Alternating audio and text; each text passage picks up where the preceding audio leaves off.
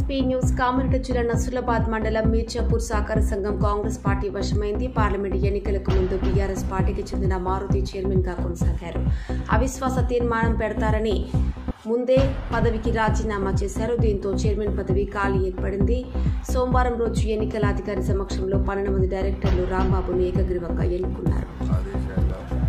Congress party వాళ్ళందరూ సహకరించి నన్ను చైర్మన్గా ఎన్నుకున్నారు.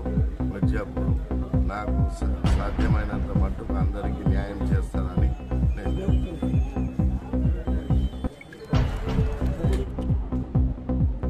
హైదరాబాద్లోని ప్రజాభవన్ కు బాంబు బెదిరింపు కాల్ వచ్చింది. ప్రజాభవన్ లో బాంబు ఉందని కంట్రోల్ రూమ్ కు ఓ వ్యక్తి ఫోన్ చేశాడు.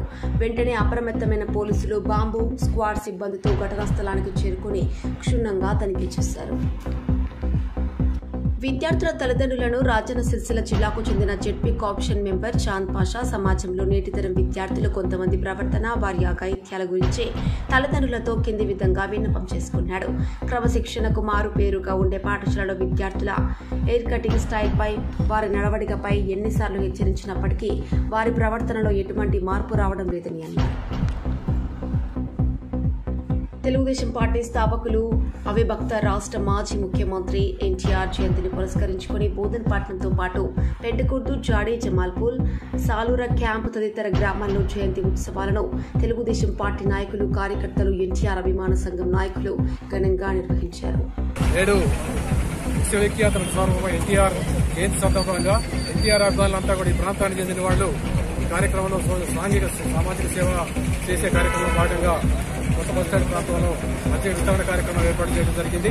ఇంతకుముందు కూడా ఎన్టీఆర్ అభిమానులు, తెలుగుదేశం అభిమానులు ఎన్టీఆర్ చిత్రపటాలకి వివిధ గ్రామాల్లో ఉన్నటువంటి గాడి, సాలూరు క్యాంప్, పంటకుర్దు గ్రామాల్లో ఎన్టీఆర్ చిత్రపటానికి పూలదండలు వేసి జోహార్ సమర్పించేసి ఆయన నివాళి అర్పించి తెలుసుకోవడం జరిగింది. ఇదేవిధంగా ఎన్టీఆర్ చేసినటువంటి సేవలు తెలుగు జాతికి మాత్రమే కాకుండా ప్రపంచవ్యాప్తంగా ఆయన ఉన్నటువంటి అభిమానులందరూ కూడా నేడు ఎన్టీఆర్ జయంతిని అత్యంత ఉత్సాహంతో జరుపుకోవడం అనేది చూస్తున్నాము. రాబోయే రోజుల్లో ఈ విధంగా కొనసాగుతుంది. కేవలము ఎన్టీఆర్ రాజకీయ నాయకుడిగా మాత్రమే కాకుండా ఒక మహా నటుడుగా. కామారెడ్డి జిల్లా పట్టణంలోని 20వ వార్డులో వీక్లీ మార్కెట్ వద్ద గల పోచమ్మగుడి సమీపంలో ఉన్న ప్రకృతి వనం ఎదురుగా కంకర కుప్పలు పోసి ఉండటంతో కాలనీ ప్రజలు, వాహనదారులు తీవ్ర ఇబ్బందులు ఎదుర్కొంటున్నారు. బీర్కూర్ మండలంలో చేపల పెంపకంపై రైతులకు అవగాహన కల్పించి ప్రోత్సాహకాలు అందిస్తామని ఐకేపీ ఏపీఎం గంగాధర్ మంగళవారం రోజు ఒక ప్రకటనలో తెలిపారు. ఆసక్తి గల రైతులు ఈ నెల 31వ తేదీ వరకు బీర్కూర్ ఐకేపీ కార్యాలయానికి వచ్చి దరఖాస్తు చేసుకోవాలని అన్నారు. బీర్కూర్ మండలంలోని రైతునగర్ గ్రామంలో దాదాపు 70 సంవత్సరాల క్రితం బతుకు తెరువు కోసం వచ్చిన ఆంధ్ర ప్రాంతానికి చెందిన వారు గ్రామానికి రక్షగా, ప్రజలను కాపాడటానికి అండగా ఉండటం కోసం రాయని అమ్మవారిగా అనుకుని పోలేరమ్మ తల్లిగా భావించి వింటూరి అనంతయ్య గారి ఆధ్వర్యంలో ఆనాడు అమ్మవారి విగ్రహం ప్రతిష్ఠించారు.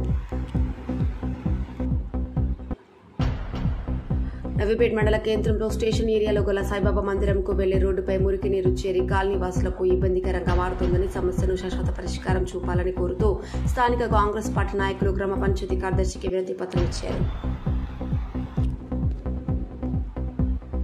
నసరులాబాద్ మండల పరిధిలోని నెమ్లి మరియు సంగెం గ్రామ పంచాయతీలకు మంగళవారం రోజు ఎంపీఓ రాము ఆకస్మికంగా సందర్శించి తనిఖీ నిర్వహించారు. సందర్భంగా గ్రామంలో గల పల్లె ప్రకృతి వనం, వైకుంఠధామం, నర్సరీ, కంపోస్టు షెడ్యూలను సందర్శించారు.